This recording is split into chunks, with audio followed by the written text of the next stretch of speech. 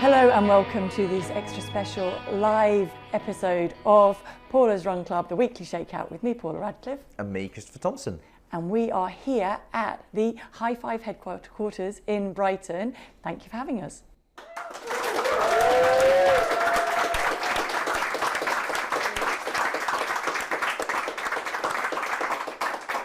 And we are honoured to be here in Brighton at HIGH5 headquarters. We've had a fun day so far. We've been for a run on the Downs. We have. Done a little bit of stage recording, testing of the gels, and then we actually went into the factory and we had a tour of how the gels are made, and we had a race, didn't we? Not around the factory.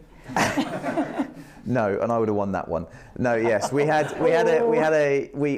was like our inner kid came out. We got to see these incredible machines making the gels and the packaging and things, and then we got pulled into a bit of a we had to unwrap it, and we had to get exactly 10 on each side and all that, facing the right way. And how long did you take?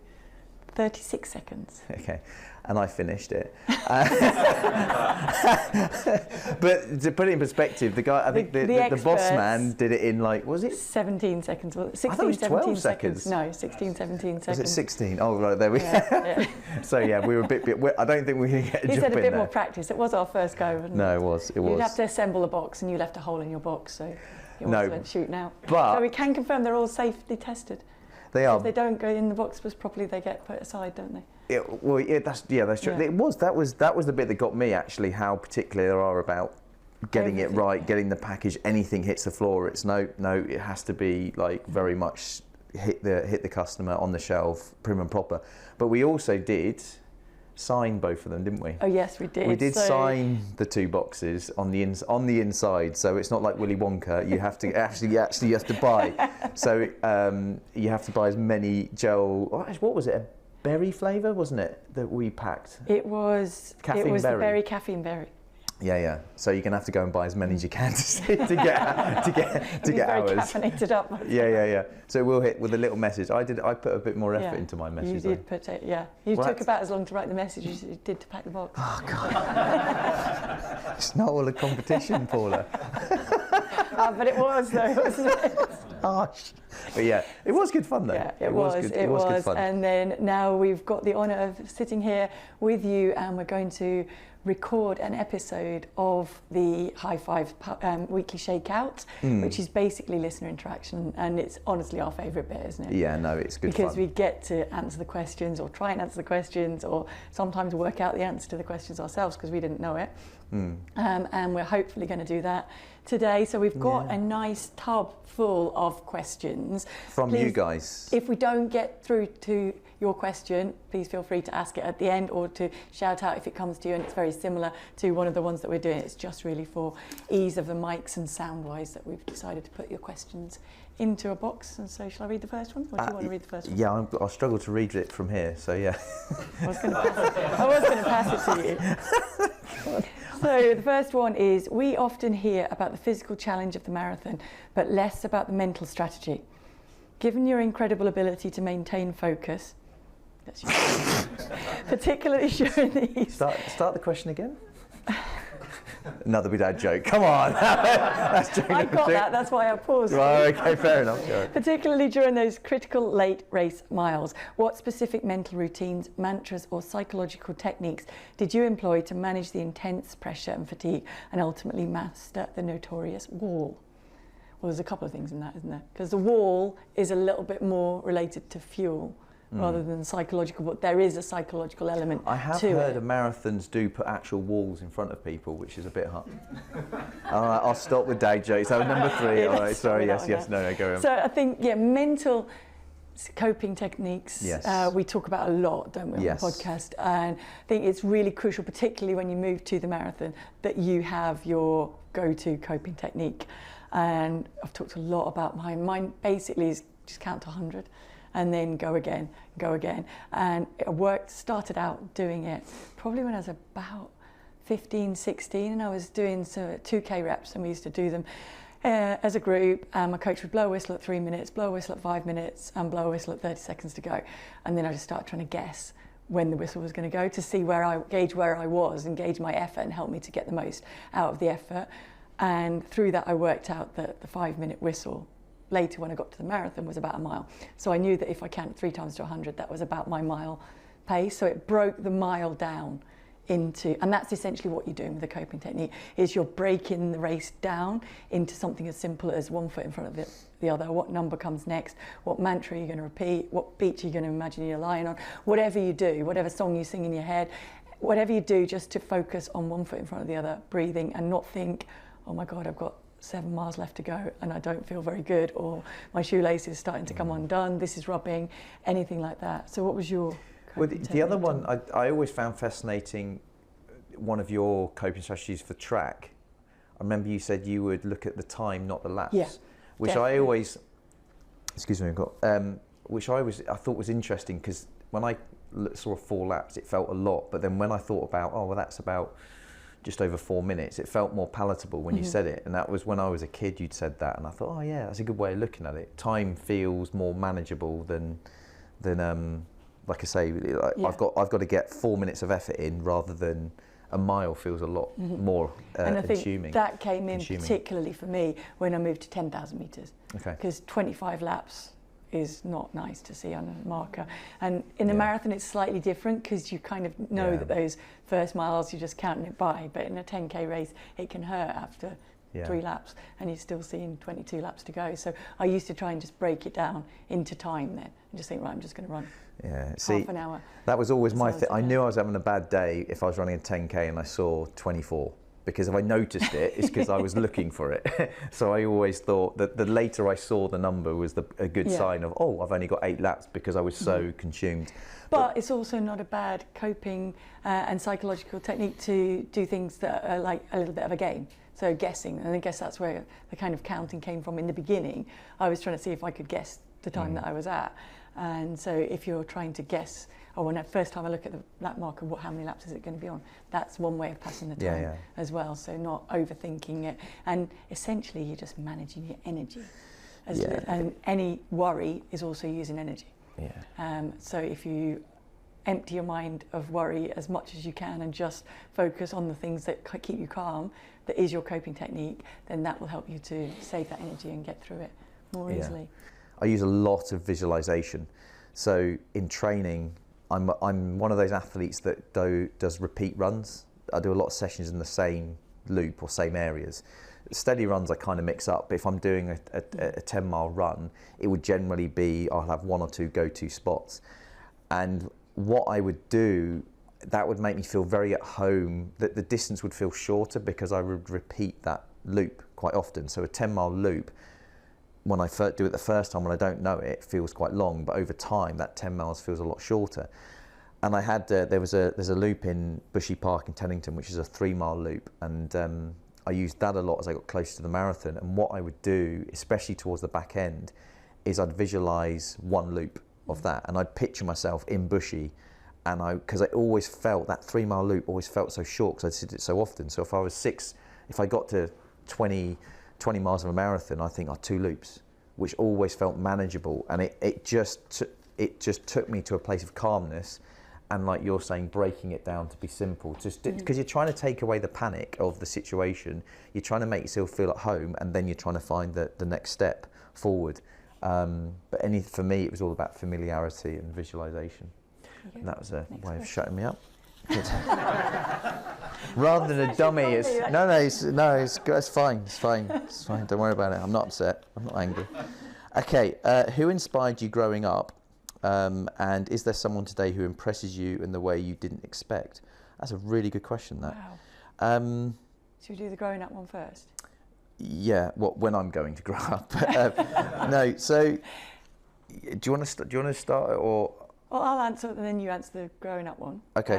So who inspired me growing up? I think I had what I call the 3 first ladies of marathon running, in terms of Joan Benoit Samuelson, Greta Weitz and Ingrid Christensen. I was racing road, track and cross country, and Greta Weitz had really run well on all of them. She was 5 times world cross country champion, 9 times New York City Marathon champion, was only allowed to do up to 3,000 metres on the track, but still raced up to that distance and raced very, very well. Ingrid Christensen kind of was around about the same time, also of Norway, had the world record, and she was one of my first inspirations in terms of I was at the side of the road watching her set that world record in 1985 in the London Marathon, and it was a hugely inspiring moment for me. So I think within athletics, it's people you look up to when you're growing up, isn't it? And so it was those three ladies specific to women, and then at the same time I just remember watching Crammy and Peter Elliott. That was kind of the people that I was a little bit just behind the kind of the Cohen Ovett bit, and came in with the Crammy and Peter Elliott. And Peter Elliott's sister was my grandma's home help.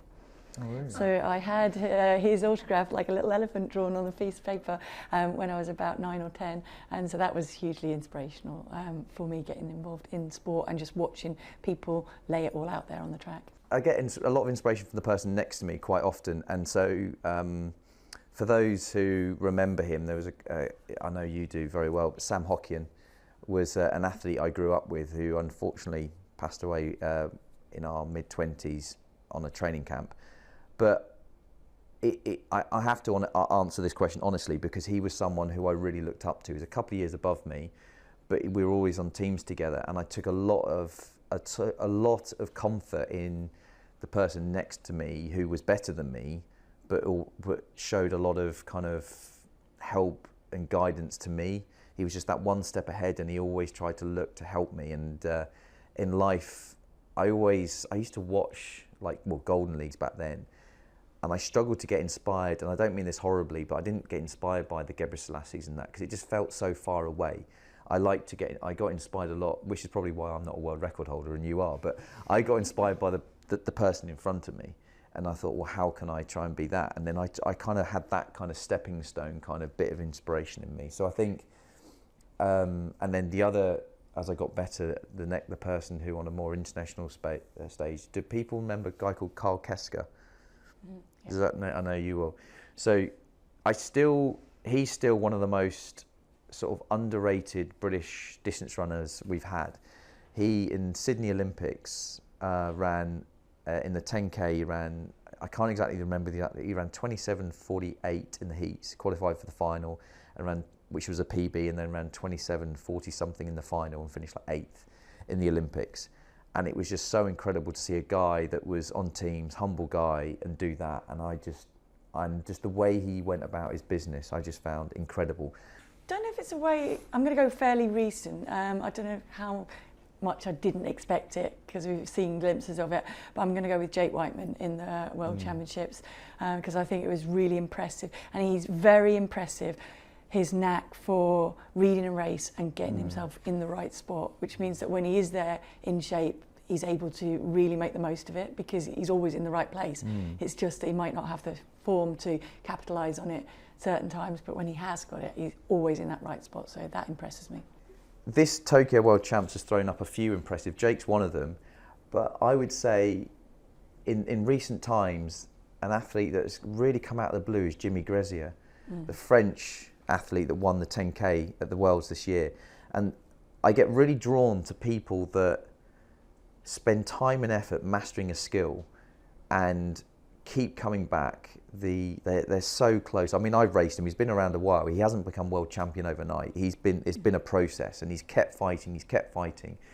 And I get really drawn to that sort of creative determination to keep going back, and seeing him win that, and seeing that kind of little uptick in the last couple of months to show he was capable, and then pull it off.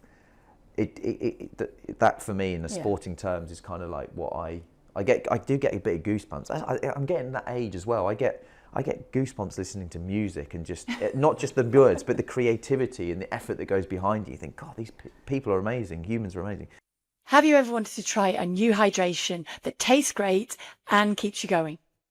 HIGH5 are a sports nutrition brand that we genuinely love. Great tasting hydration and energy that's got you covered from training through to racing. From electrolytes to energy gels, whether you're doing a 5K or a full marathon or even an ultra, they've got you covered. It's backed by science, it's tested by athletes, and it really is something that just tastes great.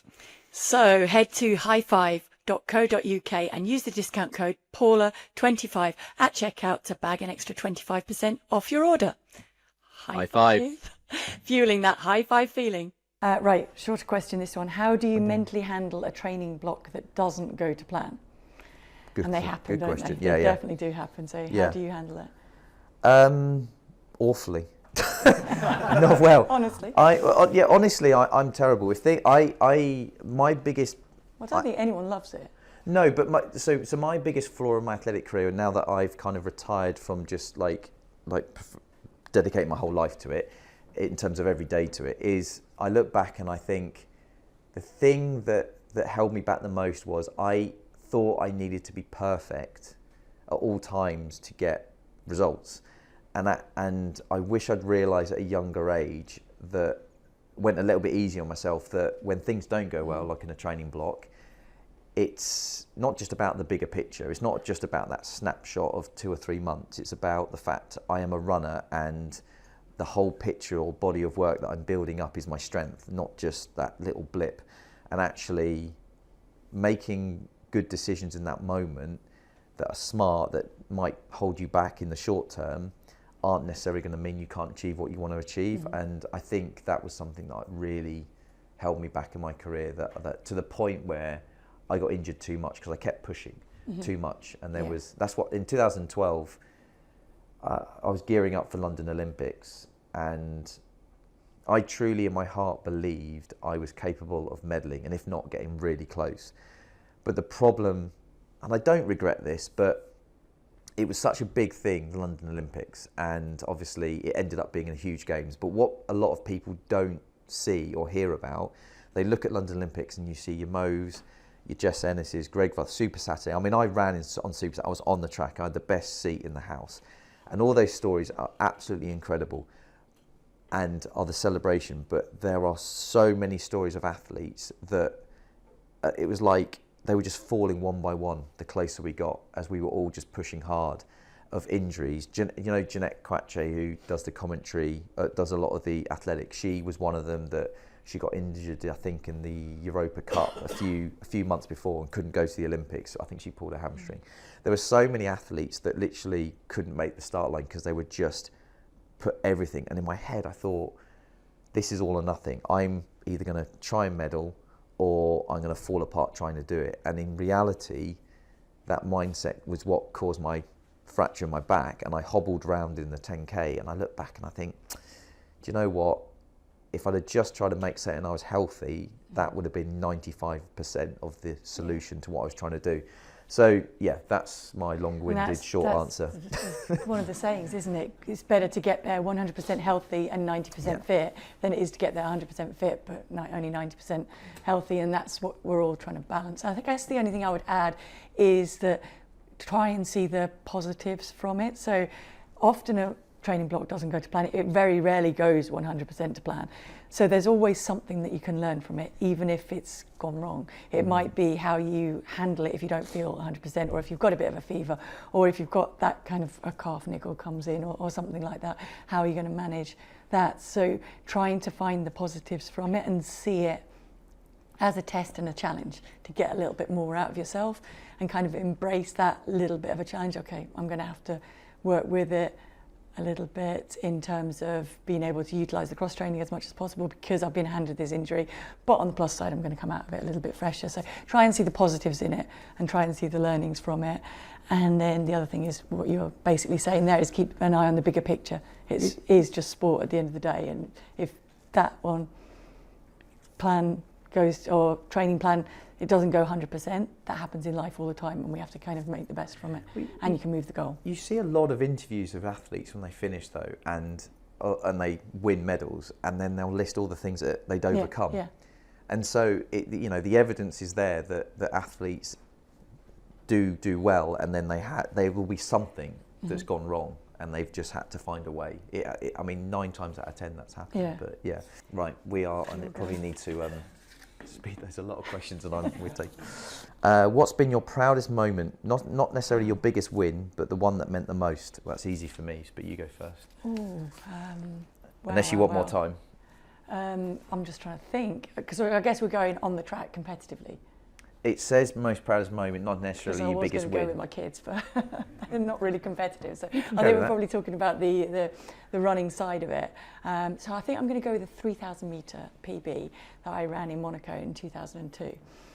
It was my first track race back after doing the marathon, after moving up to the marathon. So I'd kind of thought, okay, say goodbye to running faster on the track. Now I've moved to the marathon, you'd be stronger, but you might have lost a little bit of speed. And I went back in and I ran 8:22, and I don't think I actually believed I could run that fast before that race. And I clearly remember still now looking at the clock with 100 metres to go and thinking that can't be right. So I was too fast. Wow. So, what year was it? 2002? 2002, yeah. Bloody hell. Jeez, yeah. That's yeah. Mine combines what you were going to say with kids, like so. Very quickly, because a lot of people, I do tell this story a lot, so apologise if anyone's heard this or don't know this, hopefully. It's a lovely story, though. Well, yeah, so during the pandemic in 2021, the Olympics got postponed a year, and basically it was going to be, 2020 was going to be my last attempt at Olympics, and Gemma and I were going to start a family. And in 2021, it all got pushed back, and then during 2020, during the pandemic, obviously boredom hit, and one thing led to another, and she got ill. No, she fell pregnant, which is great, but we kind of started that ball rolling, and then everything the calendar started filling, and the Olympic trials for the marathon was right on the due date, and we were like, whoa, okay. This is a bit crazy, but the athlete mindset of us was, I'm still going to try and make the Olympics, and obviously we want to have a healthy kid, and so we set about the reality that we're just going to have to be as prepared as we could. And then 9 weeks out from the marathon, we were moving house, and I basically broke my hand quite badly. My hand got crushed by the moving lorry, bent in two. Yeah, I won't say any more than that. Sorry, it wasn't great. So I had to go to hospital, and I was in the hospital bed, and I was sat there with 9 weeks to go, partly thinking, oh, I'm not going to be able to hold my. I knew it was going to be a boy, son, and the Olympic dream is over. And I remember ringing my coach, and I can still picture sat in the hospital bed, ringing him, and I just apologised. Obviously, I rang my dad first because he was driving the van. That's another part of the story. But I said, "Don't worry, it's not your fault." Anyway, it's layered this, but anyway, I won't. And to be fair to him, he was half cut because he was a bit shell shocked himself. But anyway, and I rang my coach and said, "I'm so sorry. It's over. I've broken my hand in a moving accident, and I can't run because this is like an open wound. I can't run for 2 weeks." And he said his reaction was, "Look, Thommo." And this is where this is what you have your coach for. He said to me, "Look, Thommo, you never make important decisions in a pub or in a hospital. So get the operation and get out of there, and we'll have a chat in a couple of days." And he was right. Like, there was nothing we could do or decide right there and then. And I kind of had 2 weeks sat on the couch trying to look after my hand, and it was, like I say, because it was open wound and trying not to get it infected. There was just something that came over me of, what's the worst that can happen of trying? And I just went on this kind of weird journey just to defy what I thought was possible, of turning this situation, running with a cast on, missing training for a marathon, trying to make the team. Fast forward to the Monday, the race on the Friday, we were very lucky to have a boy. He was induced on the Saturday, and it was a 2-day labour, so it was a heavy couple of days. Monday's born, and I just remember Gemma and I, and it sounds really weird to say this, but we looked at him and went, "Look, this is amazing, but let's keep our game face on to Friday." And there was almost this weird, I had this baby whispering side to me. I don't know what it was, of anything the baby needs, I just knew the answer. And it sounds really weird, but I just was like hell-bent on just making it work. And I was knackered. I got to the race day knackered. I was really on the edge of being so emotional. Any song or anything I heard made me cry, thinking of like Theo. I was so emotional, there was this thing inside me going, "You're a dad, this is awesome, just love it." And I was like, "No, just give me a minute. And I ran the race, and again, it's a whole thing that I won't bore you with. I was dropped by 30 seconds. I was off the back. It was a mess, and I somehow won the race, ran the qualifying time, made the Olympics, and I was a dad, and all in the space of 4 or 5 days for the first time. And to say I was a mess at the end of it is an understatement. It is. I mean, who can remember what they were doing when he did that? Can you remember? If anybody remember if they were watching it? No one watched it. That's why. There you go. I was watching it. I was on the cross trainer. Thanks, Paula. I did. No, but this is the. Do you know what? It was one of those things of. I didn't think anyone was watching. A lot of people. Well, I know that, but I didn't know. So that was why, again, it was so amazing for me, because when I finished, like, I had Sky Sports turn up my house. I had all this kind of publicity around it, and I was like, "This is what's going on." I was just like, it was my 5 minutes of fame in that sense. Even I'd done more impressive things in my career. I'd won European medals, but this was like life. This was like a kid, dad, Olympic. It was weird. And Gemma, I just remember going home and Gemma and I just going, what? Yeah, I'm getting very emotional thinking about it, but yeah, that's my really short answer to that question. You get the theme of this podcast. I'm really good at short. But yeah, I could do 2 hours presentation. It's in summary, I will say that that idea of something is impossible or never giving up, if you happen to achieve it, it's the greatest feeling ever. That's how you get that magic potion of endorphins, of achieving something that you do not think is possible. So giving it a go, and if you happen to do it, that is the bottle that is so worth drinking. So on that point, it's a good question now. No, what's the most unhinged thing that you do when you've hit the wall in a race to keep you going? So what do you actually do? What's the maddest thing you do to keep yourself going when you're struggling, basically? You're going to regret you asked that question. No. Do you know? I'm not. Do you know what? I thought it was different, and I had an answer because I thought it was going to be. I won't, because someone will ask this now. No, I'm not. I'm gonna. No, do you know what I do? My son does this as well, weirdly, because my son's like 4 and he's mad as a hatter. Yesterday he wanted to go around the block and ran a mile, and I'm just like, I want to go to bed. Come on. But he'll beat his chest and do a sonic boom.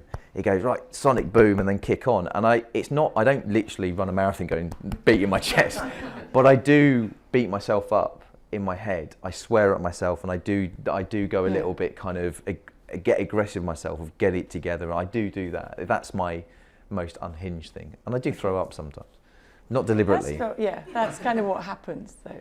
That's not you controlling it. You're not throwing up to make yourself get through. No. I know. I'm just saying. If that's unhinged. Go on. What's yours? I don't know.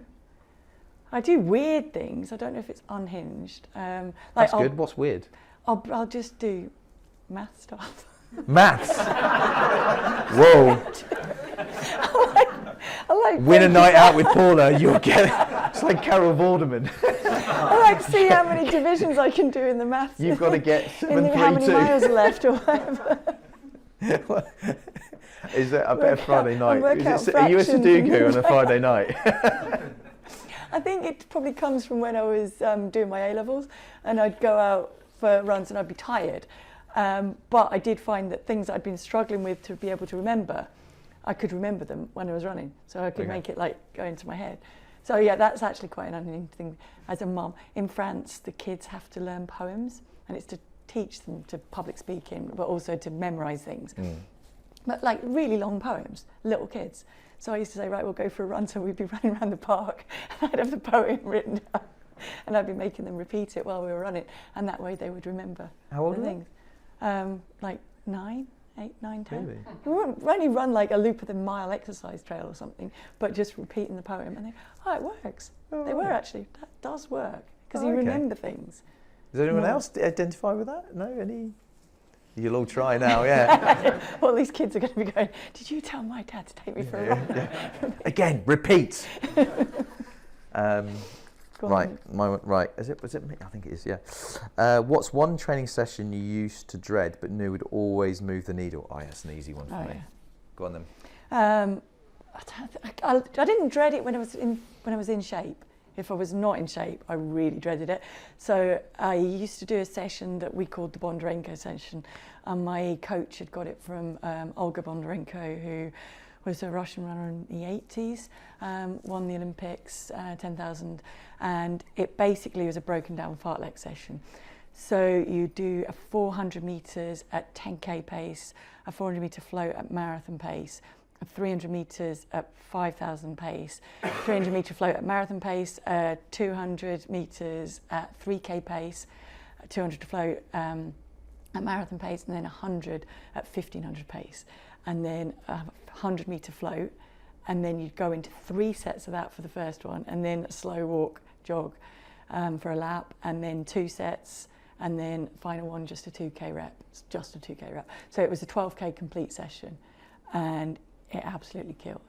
And it was really to teach you to keep running when you're tired. But there were times where I'd be doing that at altitude where I'd actually be struggling to keep going in a straight line or stay around the track on the recovery and be able to get through it. But I knew when I did it that I was in shape to go and really race well and race hard. So that kind of was my big confidence go-to session right before. I think because that's the thing, isn't it? You've got to, Alan used to say, if you're not a little bit scared of a session, you're not going to give it the proper respect to do it well. So there's a balance of being too fearful. Yeah. The session that, well, it's like there's many different ones, like hills basically are just that, they're brutal. You can't do an easy hill session in terms of it's hard because you can't get up a hill. There's no easy way to get up a hill. I've run like sessions and I've floated round, and other times it's been hard, but the hill session is always tough. And I always think back to in South Africa, Mo Farah and I used to go when we were younger to Potch to train, and we did this session. I don't know, did you ever train in Potch? Once. Did you go to the hills at the hill session where it was marked up to that kind of telephone? I think so, yeah. I've seen it. So it's marked, and it's like a K. It's very steep, and it's a beautiful hill because it's not just quiet and no cars, but it just gets steeper and steeper, steeper to the top. And we do this session.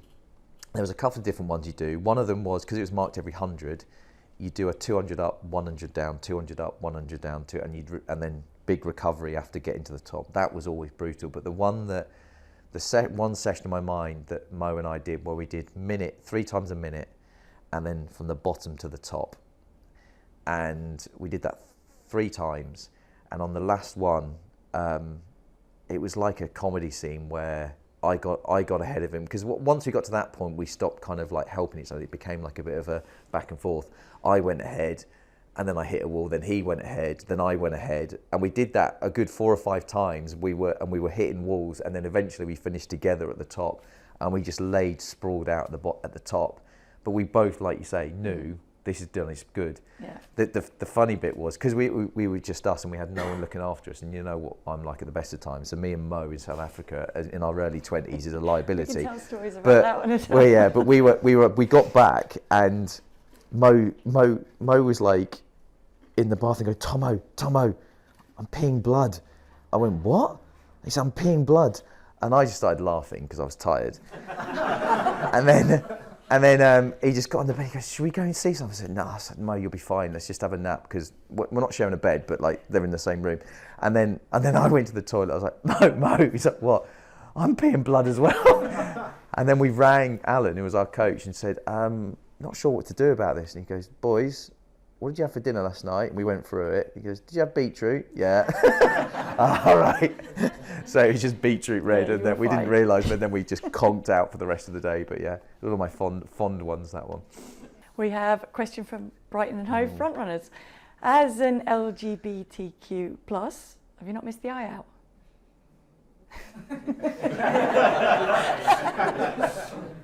Or maybe I just didn't read that right. We pride ourselves on our inclusion and creating a sense of community for our members. Has a sense of community helped or supported you with your running achievements? Absolutely. I mean, that was one of the reasons for starting this podcast, wasn't it? We just absolutely think that the running community is the best and the most inclusive anywhere. And wherever you go in the world, there is always a runner, and there is always someone you can meet up with. It's the best way to explore new places and the best way to make new friends. And I think even in schools, when you're struggling putting kids into new environments, changing schools, the best way to get them all together is just to get them out running or doing some sport together. And that's why I think it is the best community to be a part of. So thank you for that question. That's a really good one. Well, no, I was going to agree, because I think it's running is one of the best sports to build that relationship with yourself as well, because it makes you stronger from within, and that then is something you can share with everyone else. And I think that's, I call it, I know there's a film about it, but it's like that pay it forward effect, that you never know who you're inspiring. And there's so many run clubs out there that I've been to and gone to, and they're all telling their stories about what they've done, and they're all kind of getting inspired off the back of each other. Like, I always go back to, my sister wants to run a marathon, not because I ran one, because my mum ran one. Yeah. And it's that kind of, you never know who you're inspiring, and within I the like marathon itself, you never know who's going to inspire you either. It can be someone that you would not expect, and you're just running along, you're in a bad patch, you look around, and there's just always there's always one person, isn't there, who's just nice. Like, it happened to me in Kielder. I don't know if I've told you this, but so normally I've started wearing bracelets that I didn't wear when I was racing, and I take them off usually when I race, but I didn't think about it then, and I just pinned the number on. And so I got to about 12 miles, and the bracelet hooked around the number. And so I was stuck like that. You did tell me this, yeah. So I couldn't keep running.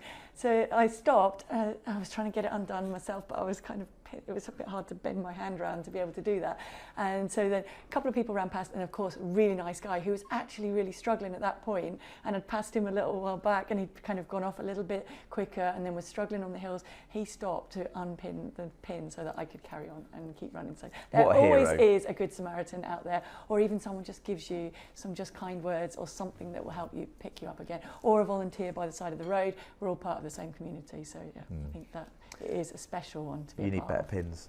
I do need. They're my lucky pins, that's why. All right. So it was the one behind? No, it was the one on the front. Oh, I was stuck like that I couldn't put my arm. You couldn't do. You couldn't. Okay. One way of meeting people. When did you know a race was going to be your day? Are there any telltale signs during training? Ooh, yeah. That's a good one. These are I think really you know good when questions. you're in shape, don't you? You know when the training's gone well, but sometimes you do just wake up and you just feel a little bit different, like a little bit, maybe even, I find it not more nervous or less nervous, but just a little bit calmer, a little bit more like you know what's going to happen before it's happening. Well, how did you feel the morning you woke up when you ran 250, your world record? Oh, stressed, really stressed that day. But, so I've twice dreamt that I've won the race. And in the build-up? Yeah, no, the night before. And the first twice time dreamt? it happened, How many times did you sleep? What, you slept and then slept again? No, I meant only twice in my life. Oh, right, sorry, with you, yeah, right. I was going to win the race. Okay. And the first one was the under-17 nationals in Liverpool. And I'd gone up, my dad had driven me up, we'd stayed at my grandma and granddad's house because they lived in Liverpool the night before. And I just remember waking up and it was so real. I just lay there in bed thinking, oh, it's great to be national champion. I haven't actually done it yet. I've got to go and do it. So that was really scary. Yeah. So then, and then the second time that it happened was in Ostend for the World Cross Country. And that one was a little bit different in terms of I didn't exactly see the exact race, because in Liverpool I'd seen the exact race on the exact course and it just felt really real. This time was more like, you know, you're in shape and this is how it's going to work. And that was the one where I say really calm. I just felt like I knew what people were going to do, what moves people were going to make during the race, but I didn't panic about it because I was already ready to come back with a counter to it. So that one really worked. But before the world record, no. I knew I was in shape and I felt like in control, but I was really, really nervous because the marathon, you get up and you can be in really good shape, but the weather's got to be good. Yeah. You've got to get to the start okay, you've got to digest your breakfast okay. There's so many different variables, and we just want to get in the first couple of miles and feel okay then, don't you? So it's more in the marathon, I think, in the first couple of miles where you think, this is my day. When did you know you were going to get the world record in the race? At what point? When you turned on the mail, or did you run the last 2-3 miles knowing I've got this? No, I don't. I think you know, but I try not to let myself think about it. So I think I've told the story before where I was leading the World Cross Country and then I got outkicked because I thought I'd won it in my head and then somebody came past me. So I think with the world records, definitely I didn't try and think about it, but at the same time, so for the last mile, I knew it was okay in London. Yeah. I think in Chicago, because I was having stomach issues the first time I set the record, I knew I was inside of it, but I was so much concentrating on not thinking about my stomach that I tried not to think about anything until I was actually looking at the clock on the thing running down the straight. But in London, I do remember thinking, okay, for this last mile, I know I feel good, I know I'm making it to the end, I'm going to try and bag all these memories, because that's what keeps you going when you're struggling in training as well. So I'm going to try and make sure that they are really fresh in my mind and I can tap into those at the same time, still trying to run as quickly as you can and get everything out of you. Can you still feel yourself in that last mile? Yeah, well, it's more the memories from round. Okay. Like, it's not how I was feeling so much, although sometimes races it is that, but that one, no, it's more the crowd and kind of. And it was on TV, so it's recorded, so you can remind yourself as well. Yeah. It's from a different perspective, that one. No, I know. Well, no, I know. It's always weird seeing it from that perspective. It's never quite. It feels very chaotic when you're in it, but it seems so calm and serene on TV. I've always felt that kind of. There is a different. I won't bore mine, but that Gemma used to say. So my wife was an 800 metre runner, went to the Olympics in 2008, and she always said that she would have a flying dream the night before she would run well, and it always correlated. But she would look, if she woke up and she'd literally would feel herself flying in the air, and she would go on to win, and it became like a, oh, this is a good sign thing. So I've never has anyone had a flying dream in their life? Has anyone felt that? No, you've had it. I have it when I'm falling asleep, where I, like, suddenly then hit the ground. No, I've never. It's just quite. I've never done that. I've won the lottery in my dreams. Done that a few times actually, and then woke up and bugger. but you know, I've never had a flying, which I'd love to have. Has anybody ever had the late for the start line one though? You must have that one. Where you can't get the shoelaces tied. Yeah. The dream. Yeah. Oh no. I've had the one where I can't move my legs because you're like you just can't. Yeah, you just can't get to the start. You're like, yeah, I can't read. Yeah. Anyway, is it your one? No, it's yours. Oh, yeah. How do you keep going in those grim final miles when everything hurts? What do you actually tell yourself? It's meant to hurt. It's hurting for everyone else. I'm just going to let it hurt me a little bit less, and think about how much it means to you as well. I think that's really important too. Just all of the hard work in training, all of the people and the reasons that you're doing it for, think of all of those, and that helps to give you a little bit of energy, and try and remind yourself it's meant to be fun, it's a bit of sport. Well, yeah. but it matters, doesn't it? Yeah, it does matter. But my and Steve Peters said this on the. I never realised other people did it. I'll be honest. I used to sometimes think to myself, if I had half an hour running, I go, it's only an episode of Neighbours. Because I didn't. Don't get me wrong. I stopped that addiction when I was a kid. But I would. But only 25 minutes. Yeah, I think it was. You're right. Thanks for calling me out on that. So, for 25 minutes, I would, because in my head I thought 25 minutes watching Neighbours felt quick. It would go so quick. So in my head I thought, if I'm running for 25 minutes, it's only 25 minutes in a day, and I would almost kind of go in myself. It's just a small amount of time for a big part of the day, and that's how I would kind of rationalise it. This is only a very small amount of time to have to go through this. And I think also look back on what you've done so far and where you are in the race, because if you're in a marathon and it's the last couple of miles and it's hurting, look how much you've already done to get to that point. And you're right, in terms of the scale of the time that you're out there, that little bit that you left there, you can do even on your tiredest days when you've come in from work and you don't know if you can get out the door and get the run done. You've done that kind of 20 odd minutes, 25 minutes. So yeah, you can get through it and just remind yourself that you can do that and just keep repeating it over and over. And that helps to get through it. Right, next one. We're going right time-wise. If you could go back and give your younger self one piece of training advice, what would it be?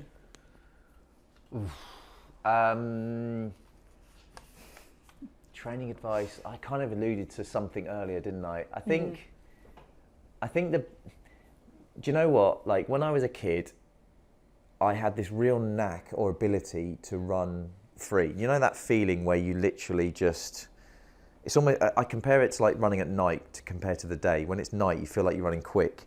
And I had this I could really just, no matter what, it didn't matter how fast I just felt very free, and I let go of everything. And I'd have especially at Loughborough, I found it quite difficult that I would have a lot going on in my head, and going to the track, I would park all that up. And I wish I could go back there as I got older and go, just keep that. Because as things got harder, more responsive. So you start getting sponsors and the pressure to hold on to, you've got to keep progressing. The pressures that come with elite sport and the responsibility to others, whatever it might be, like I say, sponsors or federations or wearing the GB vest, you can very quickly forget what it was like to be a kid where you just ran and just loved it. And I often, when I talk to kids, ask me questions about being a senior, and I'm quite often going, I need to be more like you, actually, because I see Theo, who's 4, my eldest son.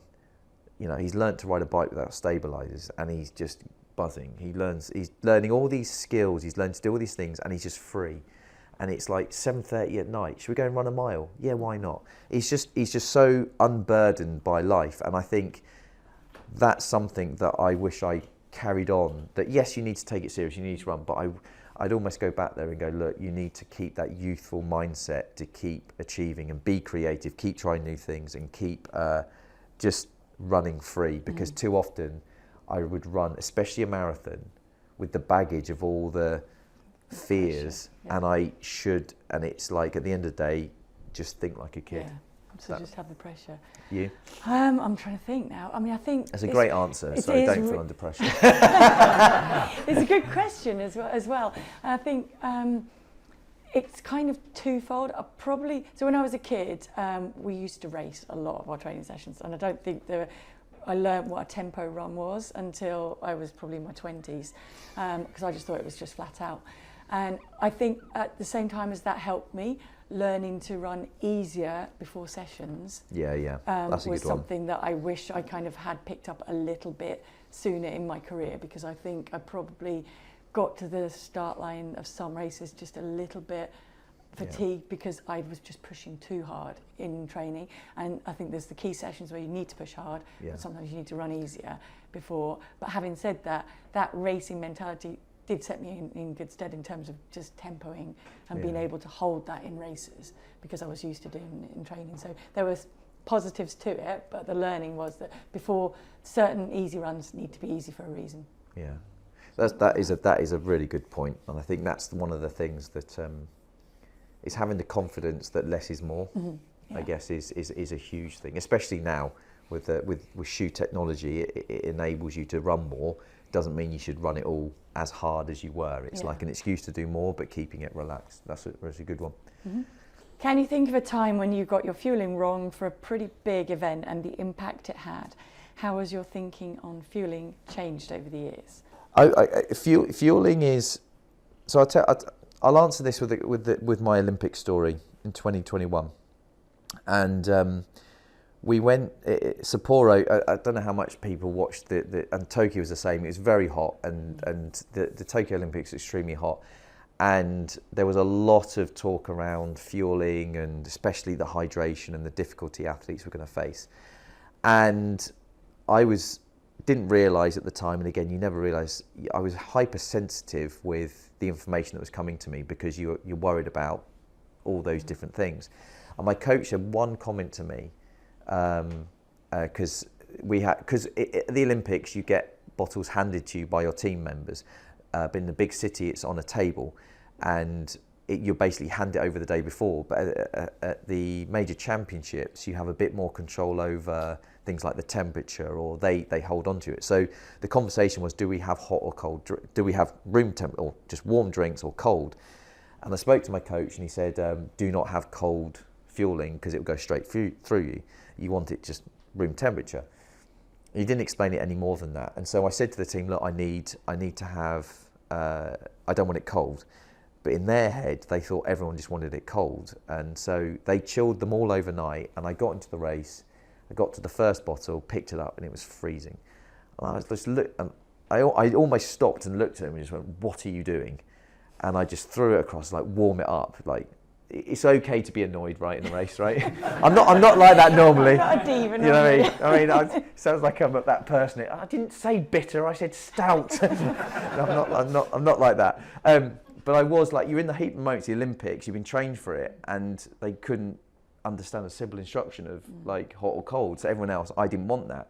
So I had this cold drink. Next stop, the message hadn't got to them. still cold. And I literally, in that moment, just refused. I was like, no, I can't, because it would just go through me. I ran the whole Olympic race, not taking any fueling on. I ran the whole thing, hence why I had such a shocker. I was just a mess. And I was so annoyed at them, but I literally was weaving. I think I got to 16 miles and I was like seeing double. It was so bad. And I was in the medical tent afterwards, and it wasn't pretty, I have to say. I won't drop it. Like, there was full-grown men sounding like they were giving birth. And I can say that because I've seen my eyes. But it wasn't pretty. Like, people were a mess. And I was just spaced out to the point where we had to miss our flight, because I was in a lot, like there was only, I don't think any other Brit finished. I was the only Brit to finish, and they had drinks. I don't think any male or female I can think of that finished. The three, no, none of them did. Yeah, I was the only Brit to finish out there. That's how bad it was. And I think I'm slightly reminding myself what the question was, but I went with this angle because the strategy went wrong. So my point being is, like, with that, is like that sometimes things can go wrong on the day, and sometimes things aren't perfect. But in that situation, I should have just taken it on, and because having something in me was way better than not having anything. So I think the message I'm trying to say is, looking back on that in hindsight, was, yes, you have an idea of how things can go. Yes, there is a protocol that you need to find that's best for you. But if it's not perfect, it's still better than absolutely nothing, which put me in a messy hole and missed my flight back home. So yeah, that's my stupid story. It's not stupid. No, I mean the stupidity. Yeah, my wife sees it as a bad thing that I'm stubborn. I see it as fantastic. In the race, it's good to be stubborn.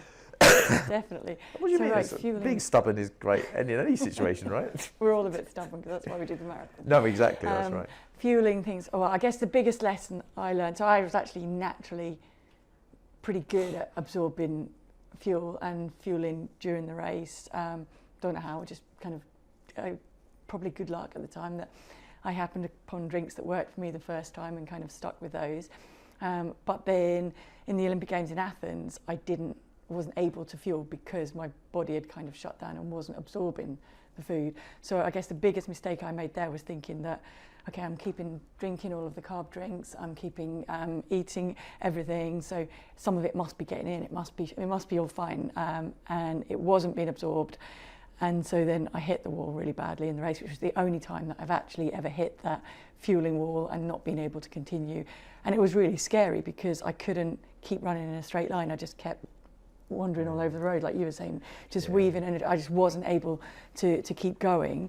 And I think that then definitely played into my mind. But to your point of, like, when you've kind of gone through the really worst bit, you think, oh, I'm going to be able to get through it. So my first race back after that was the New York City Marathon. And at that point in New York, they only did drinks and fuel stations for the elites every 5 miles. Not every 5K. Oh, wow, gee whiz. So that meant, like, if you got to the first one, 5 miles, 10 miles, you weren't getting a lot. And when I got to the 5 mile station, my bottle wasn't on the table. And so in my mind, I'm going, oh, I know what happens when I don't have enough fuel. But I just thought, okay, at this point, I've got to put something in, and it's not going to be my bottle that should have been out on that table. And I know no one took it, they just forgot to put it out because I was the first to the table. So it wasn't there. And I just thought, right, here's a gamble. I'm just going to have to take whatever it is they're handing out on the route and just get something in me, because I can't last until 10 miles. And so I did just gamble on that. And in fairness, I had a little bit of acid reflux when I'd gone to bed the night before, but that is the one and only race where I finished. And I had to do an interview that the BBC had sent Sally Gunnell out there, and she did an interview with me at the end, and I just said to her halfway through the interview, I'm going to throw up, I'm sorry. And she just went, quick, in here. I just went into some tent and just threw up. And it's the only time I've ever thrown up after a race. And I don't know whether it was because I took the drink that wasn't mine or not, but I just made that decision in the race. And you have to make that decision if you drop a bottle or if you just can't take it. Do I take something that I've not practiced with, or do I risk it? And I think had it been every 5K, I probably would have risked not taking anything. But because it was 5 miles, I thought, I can't wait till 10 miles, so I'm going to have to risk it. It is. You do. you see a lot more now. I don't know if it used to be, but you see a lot more athletes, if their bottle isn't there or it gets knocked over, they do tend to share to help, because it's such a big part of it. A lot of people do that in the marathons. Yeah. I mean, Conor Mantz did it, didn't he? Yeah, we were talking about that. Yeah. Did anyone see Chicago Marathon on the weekend? So the American record got broken, but Conor Mantz, who did it, he ran 2:04. He got a lot of praise because an athlete missed his bottle and he drank half his and then gave his competitor. I mean, to put it in perspective, I mean, that is... It's also a mind game. You think? Yeah, it can also be a mind game. I'm feeling great. I don't need it. You have it. Do you want this, by the way? Okay. Well, yeah. I mean, he did look like he took a lot of his drink on, but it is kind of, at that time, it's worth a lot of money, and like you know, where you come, and it matters a lot. So you know, it's a big thing to kind of, when you know how important it is to get on. Maybe you just left him a little. Maybe you just gave him an empty bottle. Maybe the camera, if we saw another 5 seconds, it was him going. No, I think you just respect the training that everyone's done, don't you? So you want to race a fair race. No, well, this is the beauty of runners. I think, runners like to feel like they've beaten the best, the people that have turned up and they're ready. So yeah. Oh, this is a good question. Is this two more? So this is. I was going to say this would have been a good question to finish on, but that's fine. We'll do one more. Depends how long the answer's going to be. All about you. If you weren't runners, what would you be doing? Great question. Well, I would still be running. Right, I'll reread the question for you. Yeah, but I'm flipping it back. I know it's tricky. Here we go. We'll give it a go. Okay. The clue's in the first bit. If you weren't runners, what would I'm answering the question. If I wasn't doing it for my career, I would still be running and fitting it around what I did. But I do get the question as well. So I don't think I would be anything else because I'm not good at anything else. Like maybe cross-country skiing because it's very similar to running. Paula, do you want to do this interview in French? No, but as a sport, I meant. No, well, that's the thing. You're very. What was your degree at Loughborough again? European Studies, Modern European Studies. See, I'll rest my case. Like you're very. But that's not a different sport. No. But it's not. The question wasn't about a different sport. What would you be doing? So I see that as you could be doing anything. Like I'd be flipping burgers at a football match. That's the level that I'm talking about. You have brains and you can speak multi languages. You can do a lot of stuff. You could actually have a comedy show, you know. Me? I don't know. Yeah, they chucked me out after my first joke. But yeah. So is that your answer? Flipping burgers at a football match? Do you know what? Genuinely, I'm going to answer honestly. Is scare me the right word? I don't know, to the point of I can't imagine a life without running because what it's done. Because all I will say is I was a completely different person before running. I was shy, I was insecure, I was a lot of things that you wouldn't associate with going on to doing a lot with their life. And so I owe a lot to running, and I wasn't particularly interested in learning. Surprise, surprise. So there's not. It's hard to imagine what I'd be doing, and that's why I make the joke. I often said I'd be flipping burgers if it wasn't for running, because I truly don't. I don't know. Yeah. It's hard. And I think a lot of us. Takes me back. I know I've talked about when I had a bad foot injury, and a physio said to me, "You might not be able to run again." And I went back home in floods of tears, and my dad said to me, "But like millions of people go through life and they don't run. They're fine." And I just remember screaming back at him, "But I'm not millions of people. I need to run. I'm going to be a world record holder one day. You just watch." I just knew that I needed that outlet. That running gave me, and I think it makes us all feel a little bit better. So it's still my go-to stress buster, feel better, or celebration. If I'm already feeling good, go out and share running with other people. That's a good time too. Yeah. So for that one, this is a good question to finish on as well. Okay, good. What is the most unexpected place your running career has taken you? Oh my goodness. Oh crikey. Do you know what just sprung to mind? Like, have you been to the White House? No, but I did go on Oprah. Is that better than the White House? Oh wow! And I've been to Buckingham Palace. We've all been there. But yeah, you've been on Oprah. Yeah, on the show. Because, and this was the weirdest thing. So the show was entitled Miracles. And then she called me up, and it was the week after I set the record in Chicago. And I'm like, why am I on a show that says miracles? And she said, well, just because you were a miracle, because I said to myself, I'm going to get on the treadmill and I'm going to run until the First Lady finishes. So thank you for running as fast as you did. So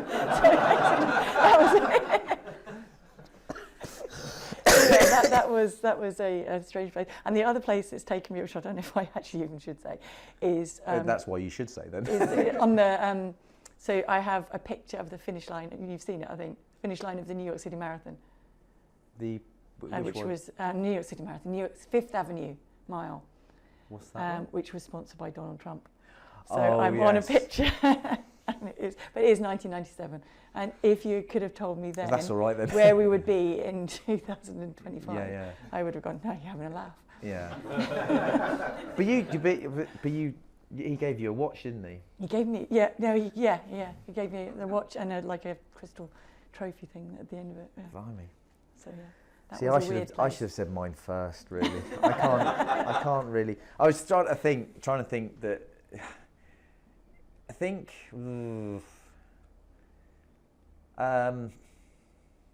There's two. I could probably answer this question better with a bit more thought, but there's two things that spring to mind that have been wow moments for me of where I'm stood. One as a runner, but it's hard to explain and put into words walking out into a home Olympic track with 80,000 people watching, and you walk out and you've got a broken back and you've got the hot favourite Mo Farah in your race. And I was just stood there, and it felt like I was it felt like I was walking out to my death in the Coliseum. And it sounds dramatic, and I don't mean it like that. That's another thing Gemma says, I'm very dramatic, as you do. But it's hard to put that into perspective of, my word, I'm about to be an Olympian. I'm a bit of a mess at the moment with my fitness. A lot of spotlight was on that night. I could see Jess was doing a lap of honour as we walked out onto the track. Greg was jumping into the lead, and all this stuff was going on. And I was trying my best to go, wow, how am I here? How is my life taking me to this point? And I think if I hadn't been a runner, I'd be watching this on TV in another life, and this sliding door moment, but I'm not. I'm stood on the infield with this VIP pass to the most amazing experience of my life. And it's hard for me to that is one of the moments I've kind of gone, like, how the heck am I here? Another one in terms of a wow moment, just in terms of a place, was Taj Mahal. Like, we were there at the Commonwealth Games, and I remember stood there, and I was quite young at the time, and I remember thinking, how am I doing a job that takes me to places like this? How lucky I am to do this job, and I'm getting to walk around this amazing place and see these incredible things. And so you they're my two angles of, like, I don't have a Donald Trump or like... No, I've got a weird one as well. So I did get arrested on a NATO base. I think you were there. Oh yes, no, I was there. Yeah. I'm not the reason you got arrested, but no, I was there. That was in Italy. 97? No, that was in... I think it was 97. No, it was... 99 then? No, it was 2000, I think. No, it wasn't that late. No, 2001. It was around the NATO strikes. Because basically we were in Italy in a place called Tirrenia, and we were on a training camp. 99? I'd been running around the camp. It was I think it might have been 99. Yeah, I think you're right, 99, yeah. We'd been running kind of around the edge of this big army camp thing, and you'd run around three sides of it and then run back. And so this one day I was like, there's a nice trail goes down that last bit, and the training camp's just down there. I'm sure we could just go for a run down there. So myself and Gary, my husband, ran down it, and it started out a grassy bank and it was fine, and then we got to the other bit and we were literally a couple of 100 metres from the training camp, and there was a pipe across, like an outlet, river outlet, and so we walked across the pipe, landed at the other side, and all these trucks turned up and people got out with like rifles and like passports, and we haven't got passports, we're just running. So it took us ages just to explain to them that we were actually just staying in the training camp, and luckily they were American, so we could actually converse with them. And then they made us go back to see how we'd infiltrated the camp. they wanted us to go back exactly the same way. So we had to run all the way back around the edge of this training camp to get back, and I had a massage booked and did come back in. Did you tell them you had a massage book? You needed to get back. Yeah. Try and do that. I missed the massage. I'll be honest. Is this going to take long? Checking if I'm a national security risk. It's a 10-mile run back. Yeah. Okay. To retrace your steps where they followed us and all the trucks inside the camp all the way around to make sure that they knew how we'd broken into the camp. You literally had broken in. Yeah, but we just walked across a pipe. It wasn't hard. Paula, international spy. So that awesome. was that. And thank you. Thank you very, very much.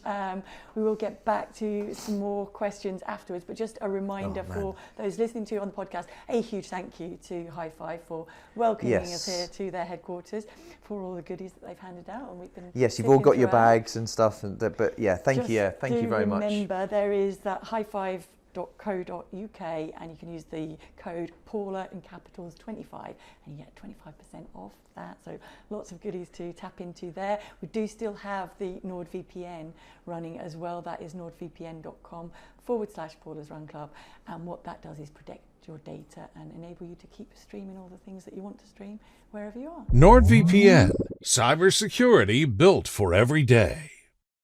Traitors, by the way, is the new show. You need to watch Traitors. Traitors, yeah. We do need to get into. Anyone watching Traitors? Yeah. Don't say what happened last night. I didn't get a chance to watch. Yes. Are you saying he's a traitor, or you're saying? That's it. Could I? Who would? Hands up. Who'd want to be a traitor? Interesting. Should we do the traveling around the world one as well? What was the race around the world that we wanted to do? Oh yeah, we want to do that. I don't think I could. I don't. We're going to get on to the other questions afterwards. Sorry, that is exclusive. But we are going to wrap and close the podcast. So thank you very much for the audience. Thank you, everyone. Thank you.